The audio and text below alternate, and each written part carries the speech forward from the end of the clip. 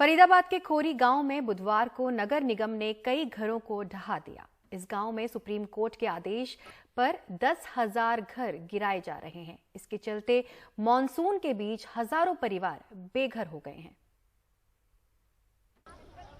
घर के मलबे में अपनी जिंदगी के हिस्सों को निहारती रचना,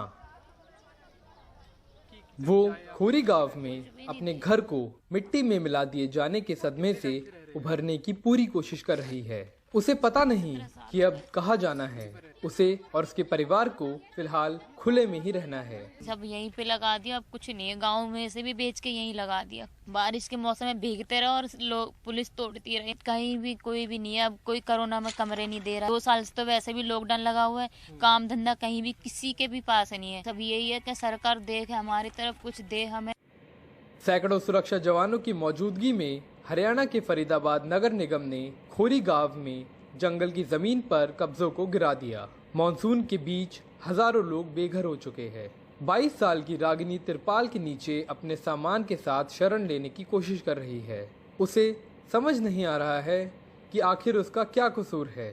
जब मतलब हमने लिया तब क्यों नहीं ऑप्शन उठाया। हमने गांव में जमीन बेच के एक एक पैसा जोड़ के यहाँ पे घर लिया और हमारे घर तोड़ दिए। और पैसे ले लेते हैं 500 रुपए, 1000 रुपए लेते हैं कि दो हमको, हम घर बचाएंगे। फिर वो पैसे कहाँ जाते हैं। जंगल की जमीन को खाली कराने की सुप्रीम कोर्ट की डेडलाइन से कुछ दिन पहले मकानों को गिराने का काम शुरू हुआ। तो we will be very sure कि जो सुप्रीम कोर्ट का ऑर्डर है वो लेटर ऑफ स्पिरिट में हम इम्प्लीमेंट करें।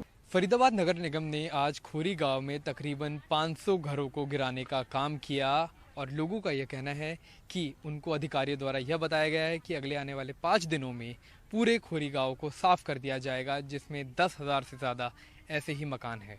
फरीदाबाद नगर निगम ने खोरी के झुग्गी झोपड़ी वालों के पुनर्वास की जो नीति बनाई है, उसके तहत लोगों को डबुआ कॉलोनी और बापू नगर में कमाए वर्ग के लोगों के फ्लैटों में शिफ्ट किया जाएगा। लेकिन इसके लिए भी शर्तें हैं। EWS फ्लैट उन लोगों के लिए है जिनकी सालाना आमदनी 3 लाख तक हो। उनको अगले 6 महीनों तक हर महीने 2,000 रुपए भी मिलेंगे।